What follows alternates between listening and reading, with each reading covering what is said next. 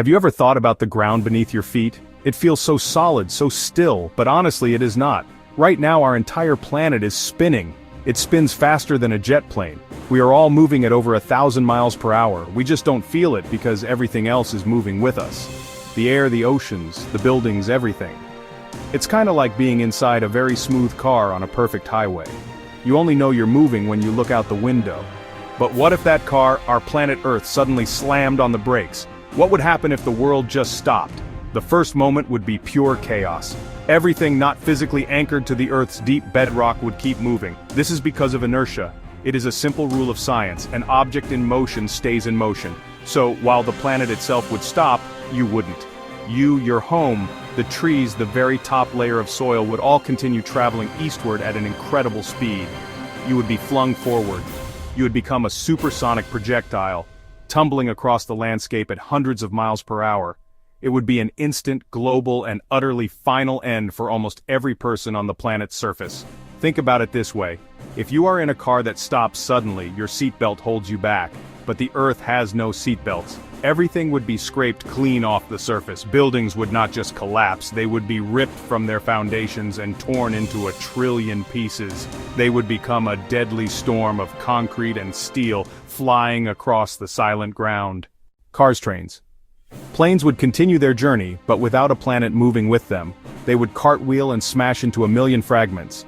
It would be the most violent event in human history, over in a single, horrifying second. The sheer scale of this destruction is hard to imagine. It would not be a local disaster. It would happen everywhere on Earth at the same time. Anyone standing outside would be gone in a flash. Anyone inside a building would meet the same fate as the building itself disintegrated around them. The atmosphere, the very air we breathe, would also keep moving. It too has inertia. While the solid Earth would be still, a global wind would begin. Not like any hurricane, not like any tornado.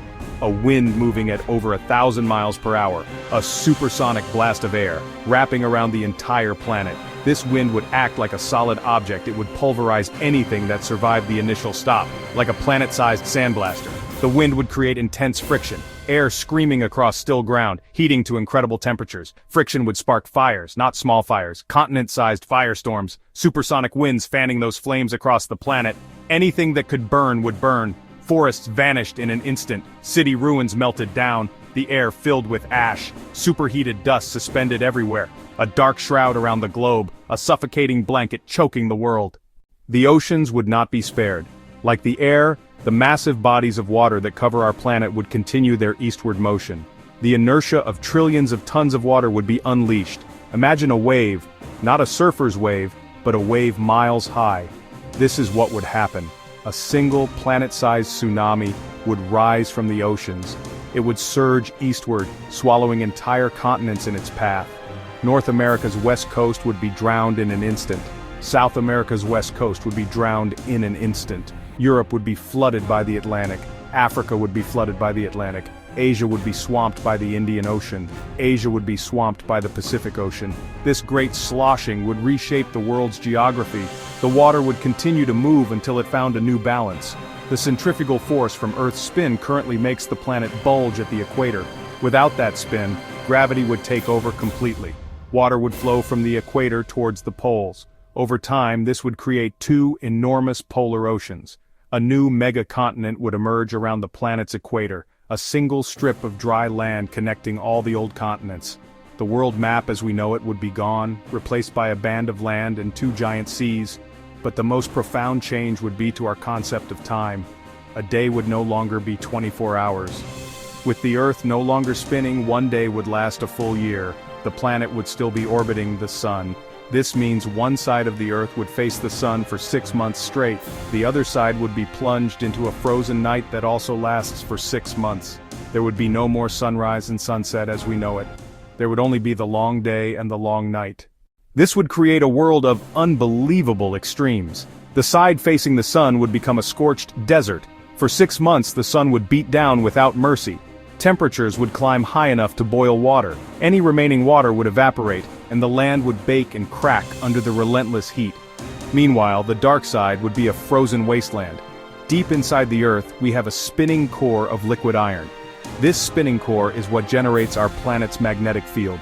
This field is honestly incredibly important. It's an invisible shield. It protects us from harmful solar winds, cosmic radiation. It's the reason we have beautiful auroras at the poles. It's also what makes our compasses point north. Now, if the Earth stopped spinning, this internal dynamo would slow down and eventually stop as well. Our magnetic shield would disappear. Without the magnetic field, our planet would be defenseless. The sun is constantly sending out a stream of charged particles called the solar wind. Our magnetic field deflects most of it. Without that shield, this radiation would bombard the surface of the planet. It would be deadly to any form of life that might have survived. It would also strip away what was left of our atmosphere over millions of years, just like it did to Mars. The sky would be filled with permanent, intense auroras all over the world, a beautiful but deadly light show signaling our doom. What about gravity? Some people think gravity would disappear, but that's not true.